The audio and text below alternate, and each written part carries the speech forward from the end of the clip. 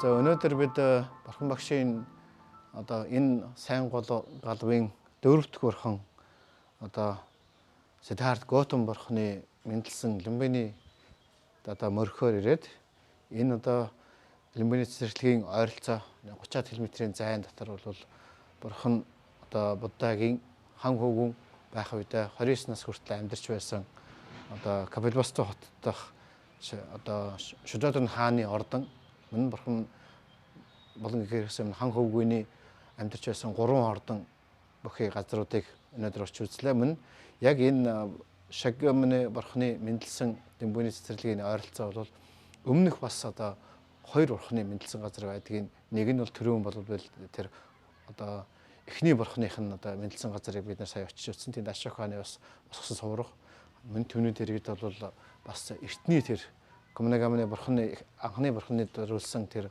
одоо сувраг бол суврагын тойр бол байгаа нь харагдсан.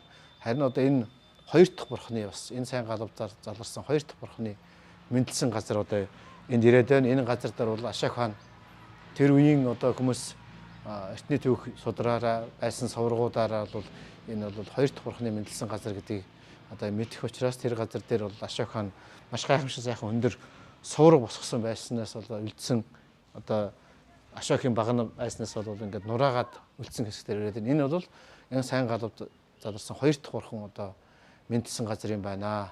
Тэгээ одоо эндээс холгоо ойрхон бас мөн энэ одоо хоёр дахь бурханы амьдарч байсан ордон одоо байж байгаа юм байна. Тэгэхээр энэ ер нь одоо энэ Люмбиний цэцэрлэгээр ингээд ирээд одоо дөрөвдүгээр бурхан Готам бурхан Шагамны бурханы мэндэлсэн газар ирж хүнд Люмбиний цэцэрлэгээр ирэхээс гадна бас мөн энэ одоо 3 бусад 2 бурханы мэндэлсэн газараас бас монголчууд маань ирж бас мөргөж залбирч буйнаа хурах сайхан боломжтой байна. Энэ сайхан газрыг бас гайхамшигтай ийм одоо газрыг бол алдахгүй бас цаг зав гаргаад ирсэн юм чинь бас эргэж мөргөж явах хэрэгтэй. Энэ дээрээ сайхан мөргөж залбирч бяцлалаа хийж байвал маш сайхан байна. Тэгэхээр энэ Люмбиний цэцэрлэг балбын одоо энэ хэсэг хязгаар бол одоо эгийн мэдхээр бол 3 бурханы мэндэлсэн газар юм байна. Тэгэхээр энэнийг бас монголчууд бас мэдж явах хэрэгтэй. Ингээд өдөрж энэ сайхан бяцлал хийж залбирч мөргөж зул өргөж ингэж энэ сайхан буян пармигаа хөгжүүлж байгаараа.